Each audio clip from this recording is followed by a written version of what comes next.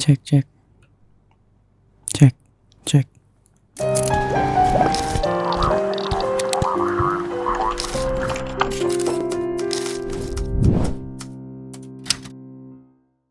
Hidup bagaikan air sungai, mengalir tak tertahankan, takkan berhenti, hingga akhirnya ia bersua di muara dan menyatu di lautan.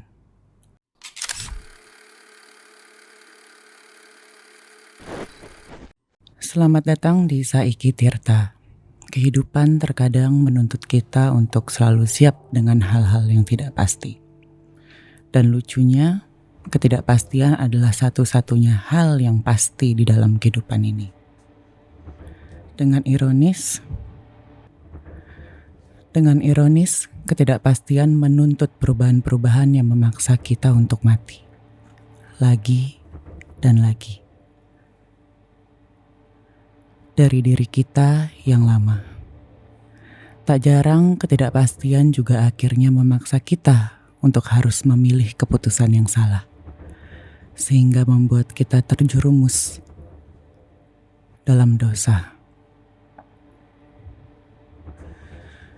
Sengaja maupun tidak, perlakuan yang membuat kita berdosa sering menghantui kita. Dalam bentuk-bentuk lain. Tak jarang kehidupan juga menuntut kita untuk menebus dosa dengan merenggut hal-hal yang kita cintai.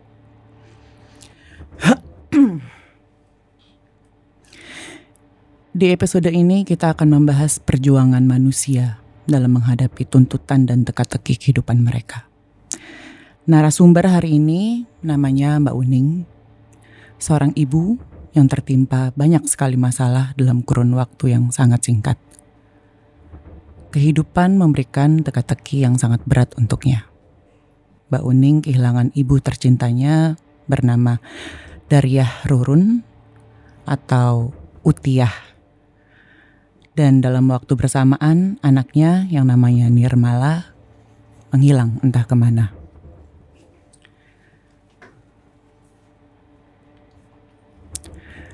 Kali ini Saiki Tirta berkesempatan untuk meliput cerita Mbak Uning. Apa sebenarnya doa dan harapan yang terdalam dari Mbak Uning? Apa saja perjuangan Mbak Uning demi menemukan Nirmala yang tidak kunjung pulang? Sekarang saya sudah terhubung sama Mbak Uning, seorang ibu, anak, istri yang akan menceritakan kepada kita semua secara eksklusif perjuangannya menghadapi misteri kehidupannya sendiri.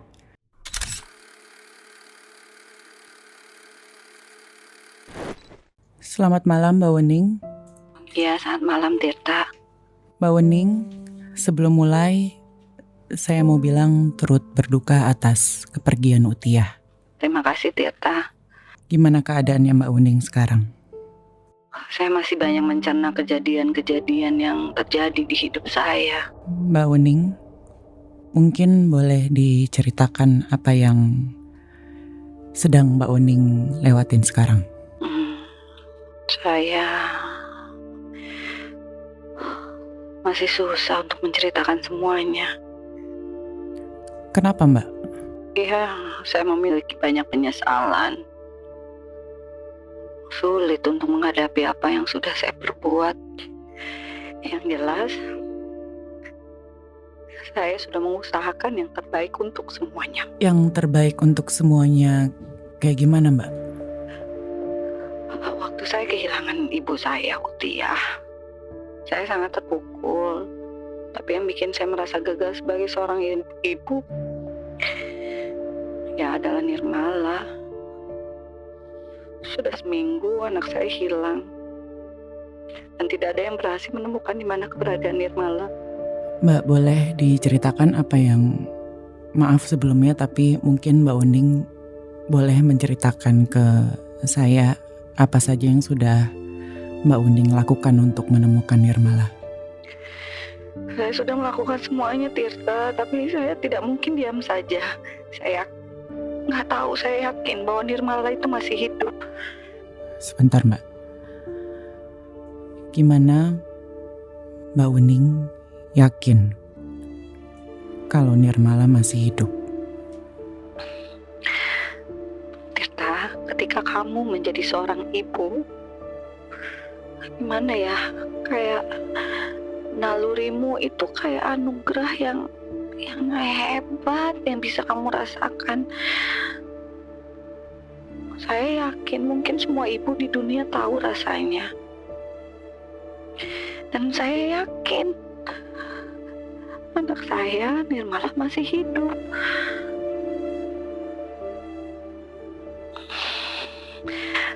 Tapi saya juga nggak bisa bohong bahwa seperti ada suara yang menghantui saya dengan pertanyaan, kamu yakin nih? Itu terus. Dan suara itu seperti muncul di mimpi. Terus kalau saya lagi diam, merenung, yang aneh kalimat itu saya dengar jelas. Seperti suara ibu saya, seperti suara Upiah.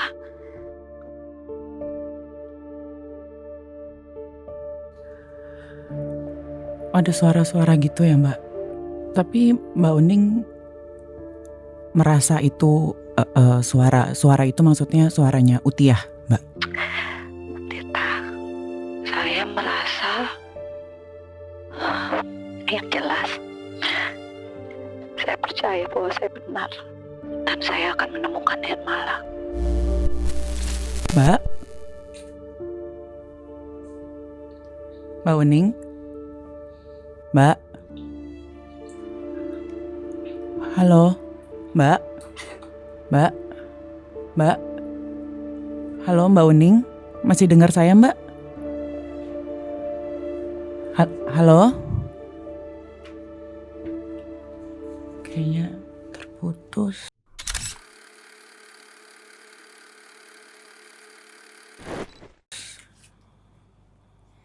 Oke. Gak apa-apa, sambil menunggu koneksinya balik lagi ke Mbak Uning. Ya, aku akan membacakan beberapa cerita-cerita dari Konco Tirta yang sudah mengirimkan cerita-cerita tentang menghadapi misteri dan lika-liku kehidupan. Aku hanyalah seorang gadis yang tidak tahu perbedaan antara cinta yang tulus atau cinta yang nafsu sesaat. Akhir Oktober, entah mengapa, dia menyapaku. Awalnya kami tidak pernah bertegur sapa. Sampai pada penghujung Oktober, dia negur duluan. First impressionku ke dia, awalnya dia sangat baik. Makin lama dia menunjukkan sifat agresifnya. Dia mulai melewati batas-batas yang ada. Padahal dia sudah punya kekasih. Dia menyentuh tubuhku dan juga mencium bibirku. Aku terkejut dengan apa yang dia lakukan. Aku takut, kecewa, sedih, dan marah jadi satu. Ada saatnya dia minta pap, sesuatu yang tidak wajar. Aku takut. Kumohon. Aku tidak tahu harus cerita kepada siapa. Kalau menurut aku, hubungannya udah nggak sehat ya, jadi mending disudahi. Ngobrol bersama sahabat, bersama orang-orang terdekat, bersama keluarga, dan banyak berdoa. Menurut aku, yang paling dosa itu waktu ajak mama belanja persabunan dan kebutuhan. Pertama kali aku gajian waktu itu. Terus mama ngambil yang ukurannya gede banget. Mama udah kegirangan nyamperin aku yang jaraknya kita lumayan jauh. Sambil nenteng gitu. Aku bilangin agak marah sih waktu itu, karena belanjanya udah lumayan banyak. Mah, simpen lagi. Kan udah ada yang ini. Mama sedih, balik lagi nyimpen itu. Karena emang aku mampunya cuma beli yang itu. Setelah mama balik lagi dia ngomong, Mama malu diliatin CCTV pasti. Di situ aku diam aja. Itu kejadian udah 9 tahun yang lalu. Part yang paling sedih dan berdosa itu mama masih inget. Dan kalau ketemu selalu nyeritain itu dan aku ngerasa berdosa banget. Ya kayaknya kita sebagai anak pasti ya pernah kayak gitu ke orang tua, entah sengaja atau enggak. Kita egois gitu sama orang tua kita. Tapi ya saran aku sih selama kita masih bisa mencintai orang tua kita, selama orang tua kita masih ada di sebelah kita, sayangin mereka. Jangan lupa bilang sayang sama kedua orang tua.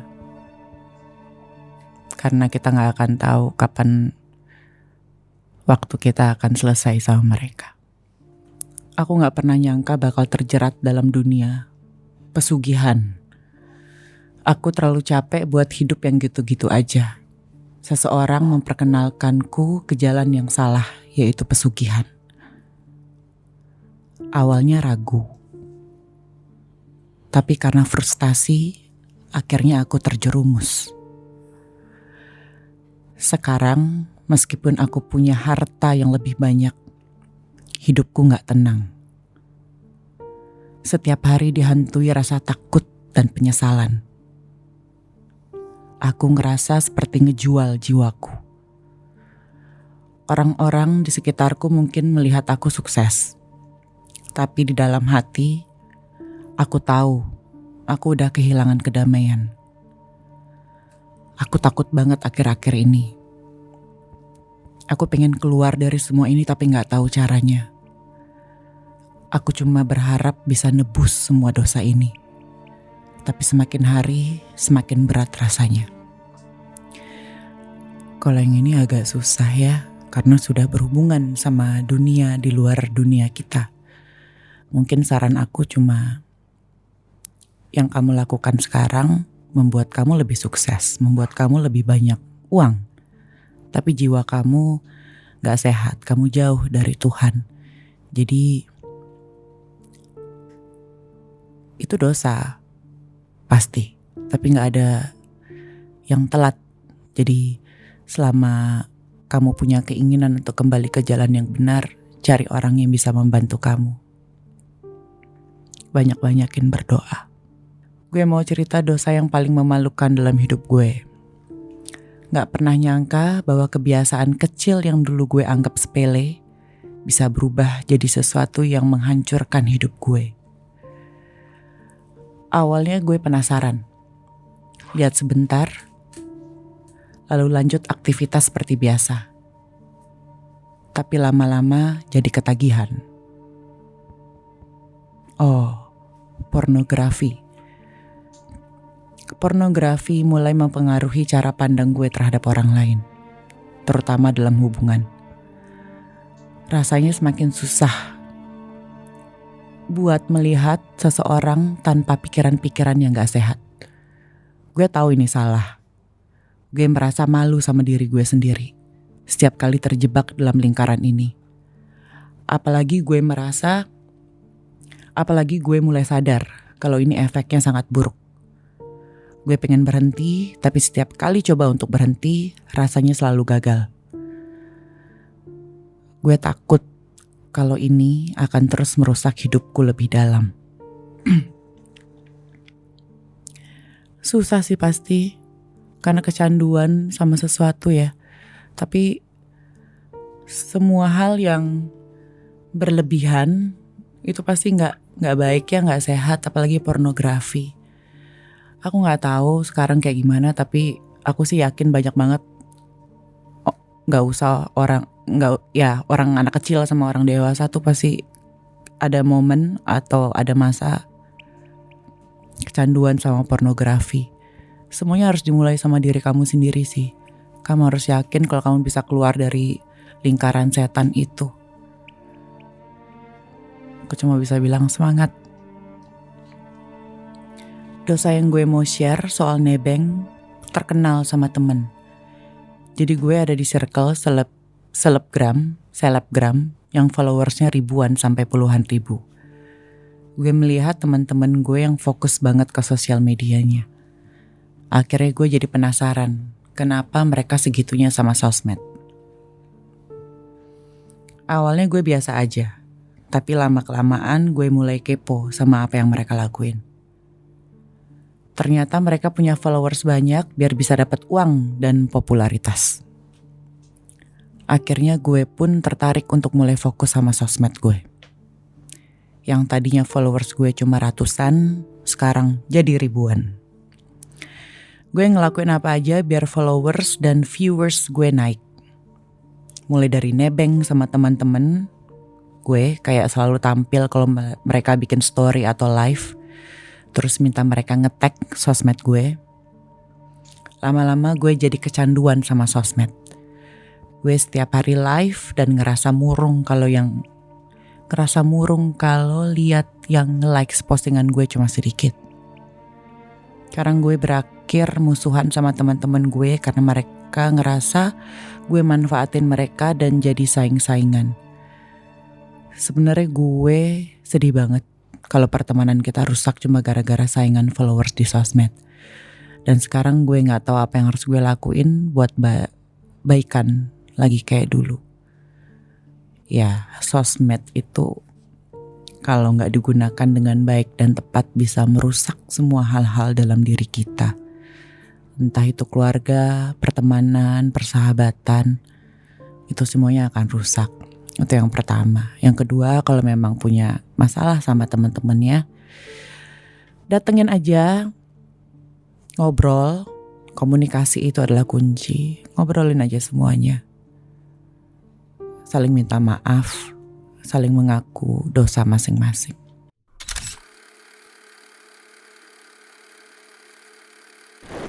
Oke, kayaknya udah banyak banget cerita Konco Tirta yang aku bacain. Kayaknya aku pengen balik lagi ke Mbak Wening. Coba ya.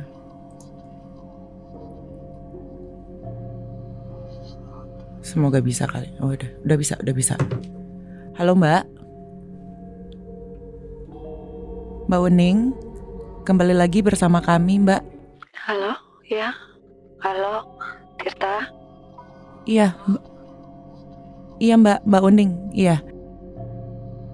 Terakhir dari saya Mbak.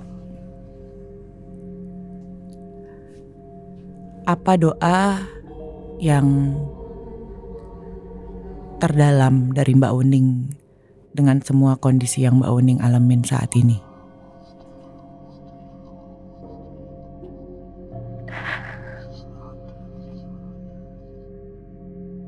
Mohon doanya agar anak saya bisa kembali ke pelukan saya lagi. Saya yakin Tirmala masih ada. Tirmala masih hidup. Dan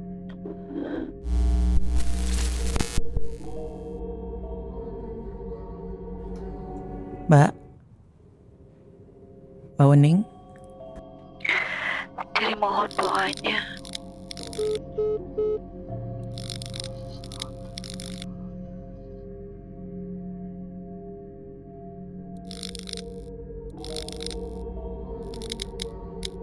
Mbak.